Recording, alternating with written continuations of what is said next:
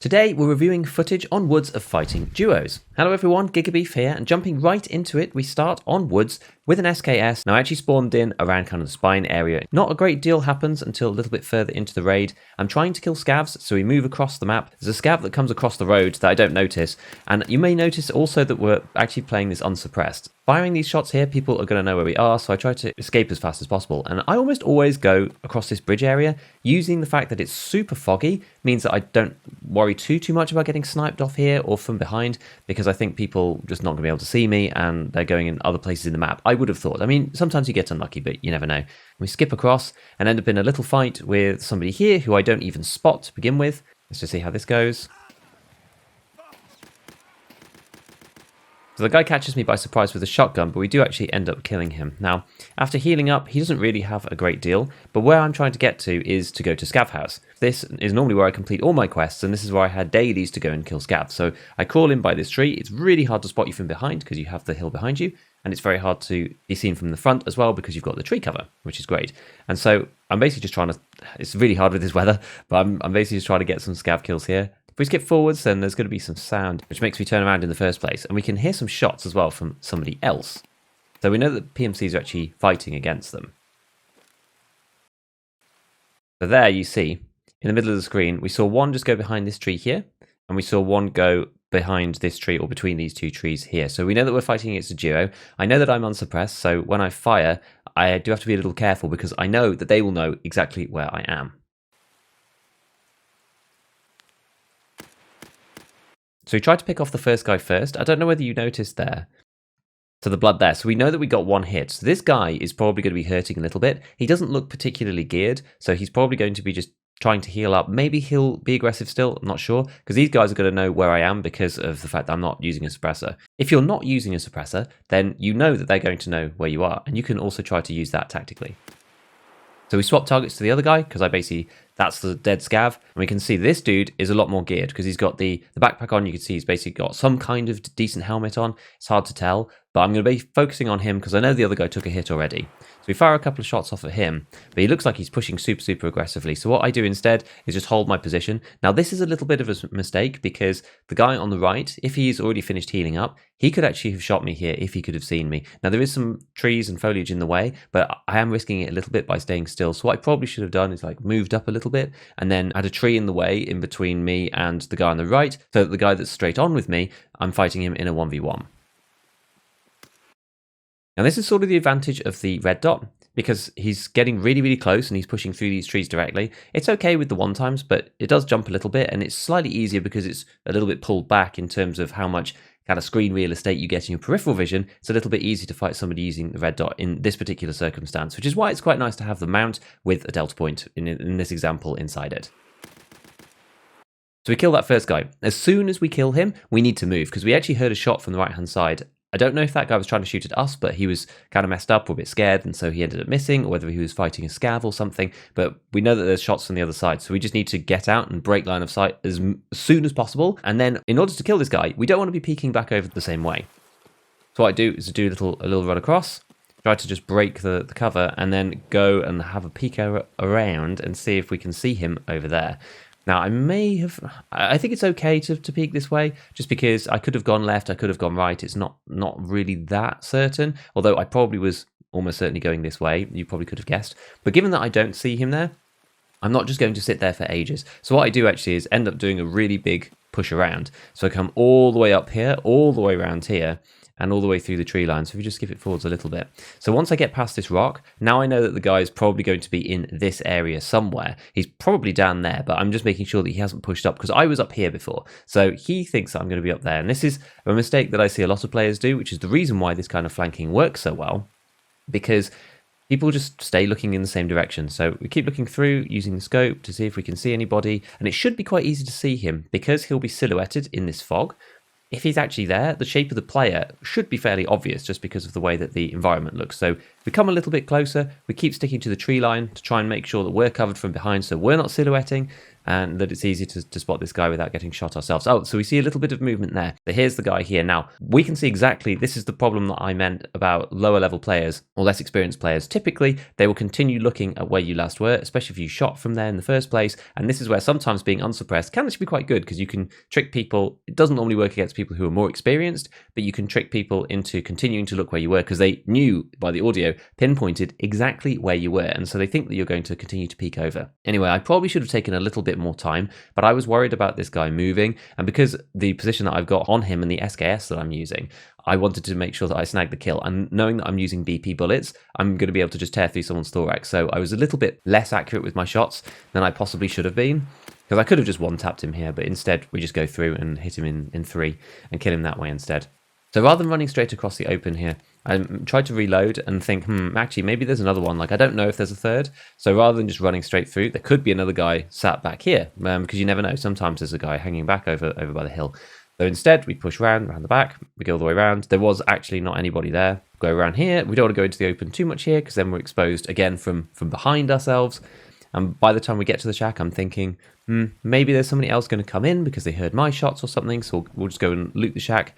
We can see through the little window and we have some cover in here. You could get stuck, I suppose, but I thought you may as well go and get it. And we just go and loot the guy's things.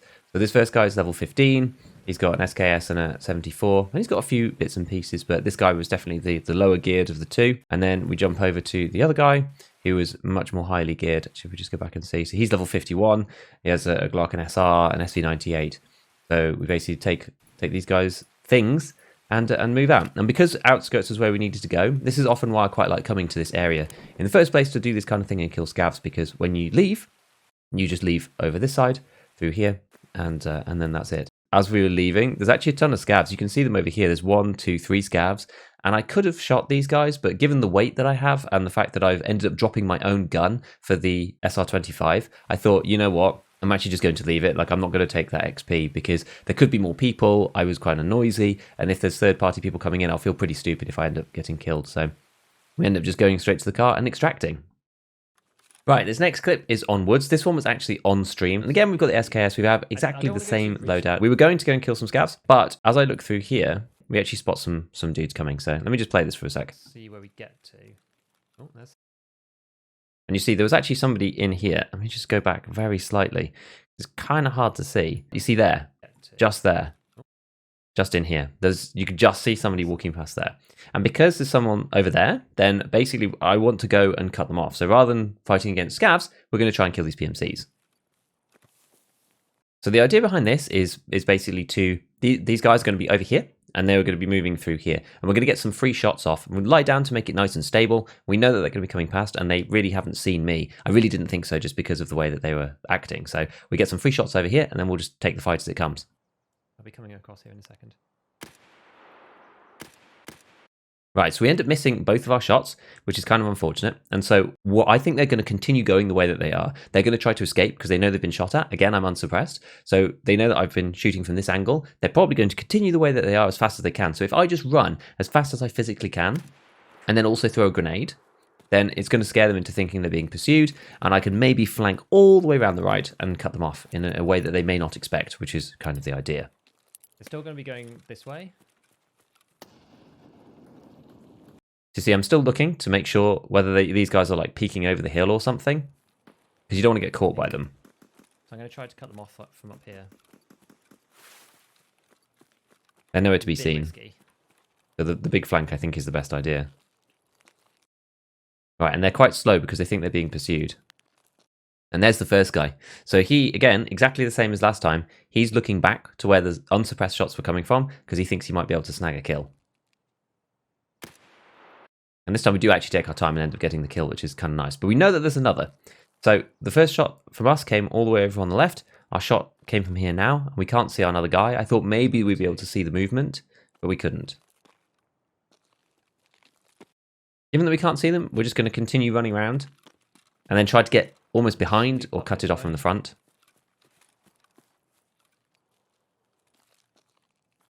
The reason why I'm using the red dot in this area is because I have a feeling that I might end up bumping into these people really, really close up. Which is why I'm using that rather than the one times or anything, because if I suddenly stumble upon somebody, which is possible in this area because there's so much foliage, I want to be able to fight them at close range. And those close range fights are the ones that are going to be the hardest.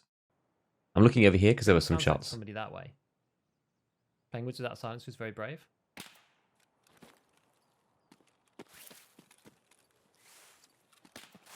Whoa. That's down there. It's actually over, yeah, it's behind me. Okay.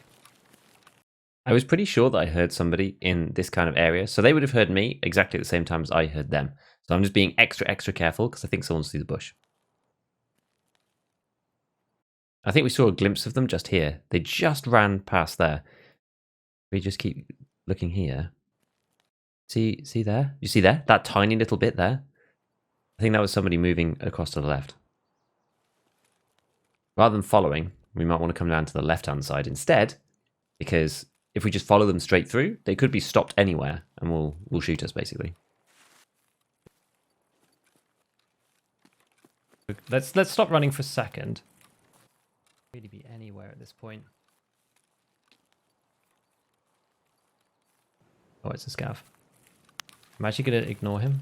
We leave the scav just because we want to make sure that if he is over that side, our PMC player, that he ends up running into the scav and we use that for our advantage. So rather than giving ourselves away by shooting, we can use the scav as a little sentry. We know people aren't up there because they're not fighting him.